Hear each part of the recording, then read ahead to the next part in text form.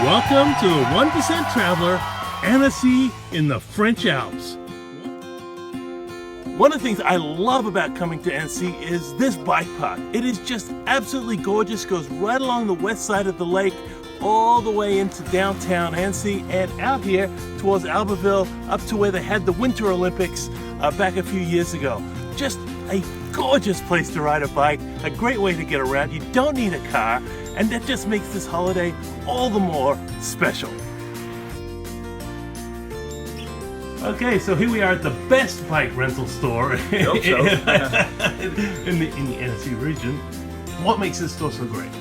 Well, we try to be kind. That's it. Kind and always it's happy. the people, right? That's it. Hey, thanks so much. We've had a great time on the bike. Be a pleasure. There are many beaches around Lake Annecy. This happens to be our favorite one because of the diving tower, which is just so much fun. It's a whole day's worth of fun. It's also got very soft sand. The beach is very gradual into the water, and so small kids can swim safely close to shore. And the water itself, it is just delightful. It's fresh water straight from the mountains, not cold during summer, a great temperature, and you can swim with your eyes open without any stinging. It's just absolutely one of my favorite swimming places anywhere on earth. Really worth a visit. There are 100 restaurants to choose from here. This is what my suggestion is. The ones closest to the center of tourism, well, they're the worst. The further away you get away from the tourist hotspots, the better the food. But as for me, I love to just go to the bakery and to the market, get some fruit and veggies and some cheese and bread, and just have a picnic outside. Most of the time the weather's great, and it just makes for the perfect dining experience. Every village has a bakery. This is our favorite. It's in Graz. It's also the home of the beautiful chateau on the lake, and it has the best pastries. So we're gonna get in there and get us some breakfast. In addition to having great baked goods, they also have this amazing homemade jam. Woo! Maybe one of the reasons why food tastes so good here is because it's grown here. It's not kept in warehouses to ripen, it's ripened right on the vine. And that's why tomatoes taste, it tastes exactly like a tomato should. It's why apricots are sweet and flavorful. And it's why right down the line with fruit and vegetables, whatever you have, it just tastes beautifully rich. It makes eating here such a pleasure.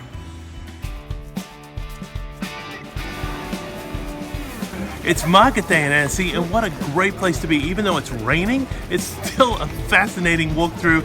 Lots of cheese, lots of sausage, lots of beautiful fresh fruit and vegetables that just explode in your mouth with flavor. And of course, great arts and crafts and clothes and all the things that go into a great market. I'm so glad that we came out today. Jewelry I make with semi-precious stones, and I make with flowers with polymer clay, modeling. And after it's my imagination, I paint on wood, I cut with a little machine. And how long have you been making jewelry? How long? Oh, 20 years. Wow, it's just so beautiful. Merci.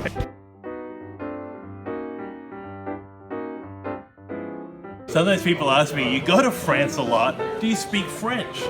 I hardly speak a word. I'm terrible with languages. But you know what? If you got a good sense of humor, people will cut you some slack, and you don't have to know the language, though. Of course, it's better if you do. You can tell from my terrible pronunciation in this video, well, language is not really my thing. But people are, and if people are, you can get around. I did that. Very good.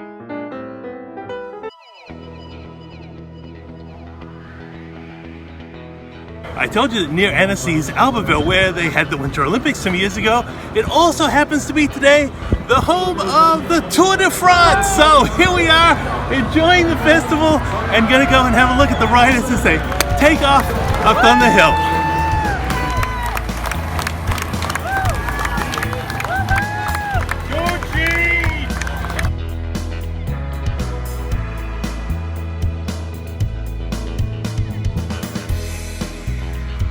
One of the most striking views around the lake is this pile right here.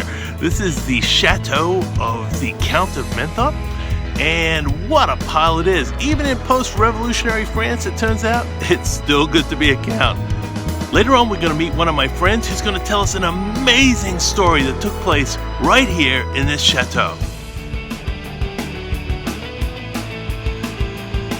Lake Annecy is one of the global epicenters for parasailing.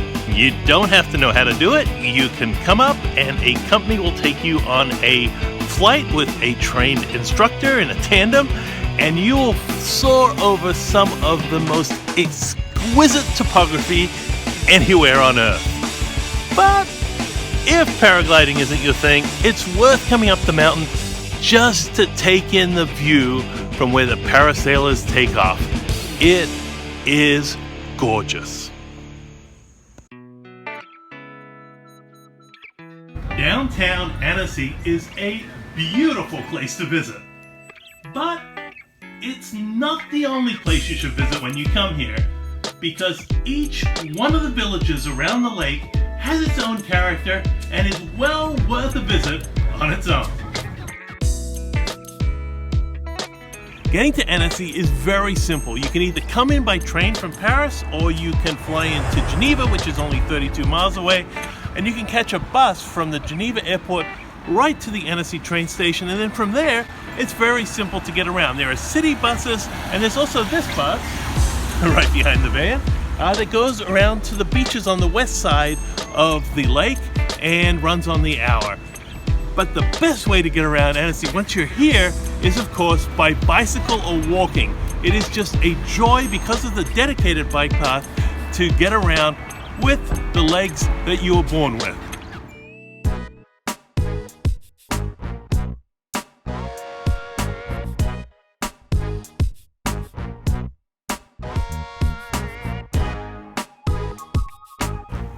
Public toilets in France can be quite exciting, and certainly this one makes me glad that I'm a guy. The lake is, of course, the main feature of the area, and so it makes sense that one of the best ways to view it is to get out on the lake. You can do that by one of the ferries, by hiring a boat or a paddle boat. You can even take a dinner cruise. Whatever you do while you're here, get out on the water because it is absolutely beautiful.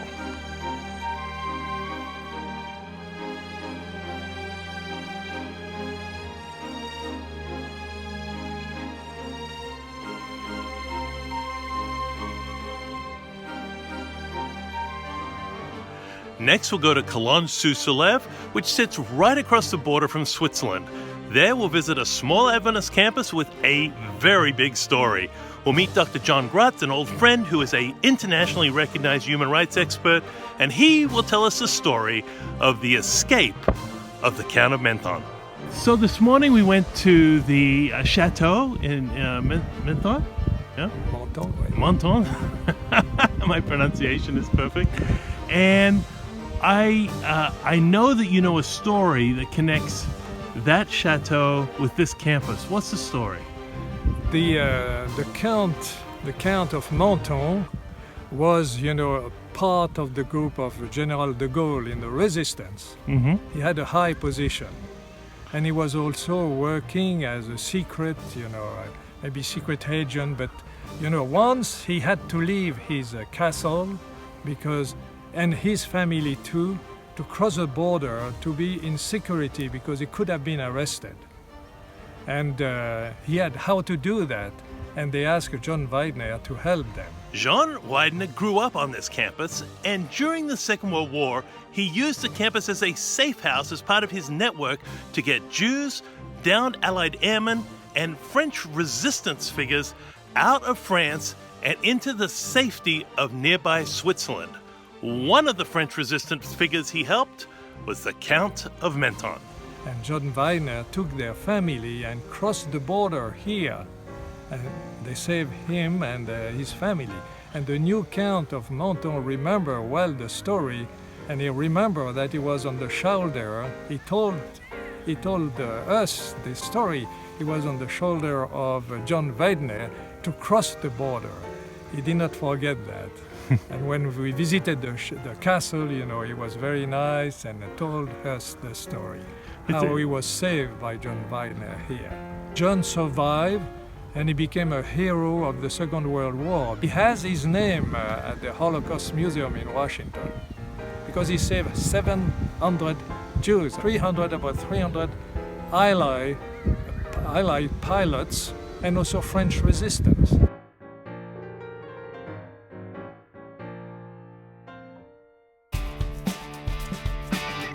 One of the prettiest places in Annecy is the city's lake foreshore. It's always a pleasure to go down there. And this is the perfect place to say au revoir to Annecy, one of the most beautiful towns you'll find anywhere on Earth. Hey, thanks for watching, and don't forget to subscribe below because we have tons of great travel videos coming your way.